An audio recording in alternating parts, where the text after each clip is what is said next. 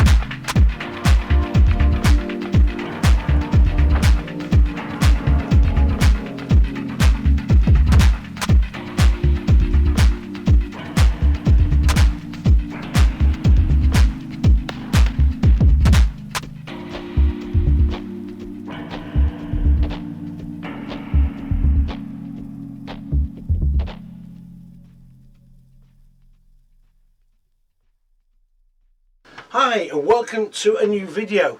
Today I'm in a 2022 Compass Capiro 550. So that's the layout with the rear end island bed, washroom and loo in the centre, on either side of course, and also the centre kitchen.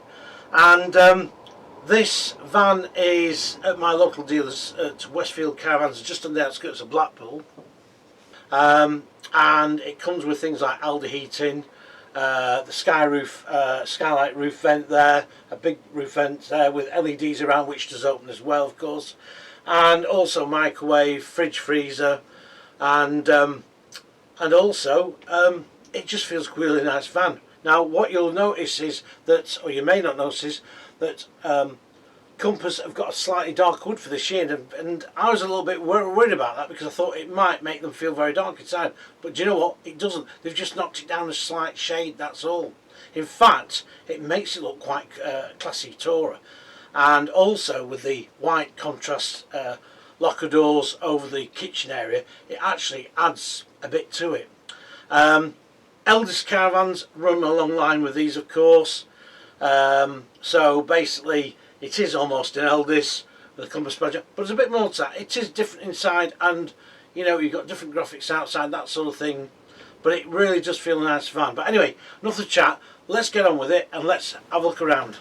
Right, I'm going to start off in the kitchen area here, and what you do notice is you do get a lot of work surface, and if you find that's not quite good enough, then of course you've got this extension flap, which isn't overly big, admittedly, but having said that, you've got plenty of work surface here. Obviously, when you put your add-on drainer onto that, it's going to take some of that up, but you've still got enough, I think. Great size, square size sink here, which actually, you know, is really a good, decent size. And you also have the dual fuel hob. It's a Thetford one, of course, with spark ignition for the oven, etc. And you also get the latest Dometic fridge freezer, and also storage wise you get these good little drawers. Now they don't slide in like some of the vans that we've looked at and tested, But does that really matter? But it just feels very solid actually, very firm. I like that. Like this, looks very thick and sturdy. There's also storage beneath the oven, of course. And here you've got 2 twin sockets and your lighting switches too, because an LED lights underneath the lockers here, and also some more lighting up here too. Now a lot of manufacturers are fitting the new Dometic microwave in, but companies are still sticking with the Russell Hobbs, and it still looks good. It still looks nicely blended in actually. I like the way they've done that. Now you don't have a extractor fan. You've got the normal roof vent there, but also what they've done is they've given you this large skylight roof vent in, which is what Luna did a few years previous, and that works really well. It's a lot I like it. Plus as well, you can actually open it up. So the kitchen, I think, scores pretty well. It's pretty practical. It's pretty a decent size, good storage, well equipped. So I'm now going to go across to the back bedroom. Right. Now this is a good sized bedroom. There's no doubt about it. Obviously the bed will pull out a bit more. You've got good storage underneath the bed too. And you've also got these good sized, now I can get round here, because I don't think the like corner steadies are down on this van very well, but anyway, we'll soon find out if they're not. You know, you've got a fair bit of space there. Plus of all, you've got your drawers beneath, and also you've got your overhead lockers too, and you've got your little LED spot lamps there. So for 2 of you, because let's face it, 2 people are going to be using this van more than 4, you've got plenty of wardrobe space. And also I like this as well, the little sort of small little corner dresser, if you like. It's a nice bit of stuff, and they've lit this as well, so you've got less chance of anything sort of slipping off when you open it up after you've been travelling. And a good sized mirror. You've also got another socket down here and USB points as well, and again more storage. And they've also put some nice decent curtains on there. I mean, people do still use the curtains. It doesn't look as, you know, as an afterthought, sticking sort of little cheapy curtains that don't actually form a function but just there for show. These actually will close up. So what do I think of it? I think the back bedroom actually is really good, and they've fitted a MIDI high key just above there as well, so plenty of light, plenty of window area, and yeah, you'll be perfectly comfortable in here. Of course it can be cut off from the rest of the van. So I'm going to go and have a look at the shower. Let's have a look at the shower, because that is very close to that, well, that's basically next to the bed, and it's a circular shower. I can open it up. You've got a wheel arch protruding a little bit there, but it's nothing really offensive. It's not the biggest shower, but you know, for most I think that'll do. LED lights in there, quite nicely all fitted out. Looks quite posh. The sun's trying to get through a bit there now, sorry about that, so it might just bleach out a little bit. But all in all, the shower. And also what you can do, of course, is you can actually partition this bit off, so if people can actually come and use the shower or the loo without interfering anybody in the back bedroom. But or you can open that up, because this is where we're going to next, and that shuts it off that way as well. So let's go into the loo room now, if you want to call it the loo room. Now the thing is, what I think they could have done is put a window. I know I'm quite obsessed with windows, but I think windows in loo, in washrooms or whatever, I think really isn't a bad idea. I'd like something a bit more light. There's plenty of light coming through the roof vent, but you know.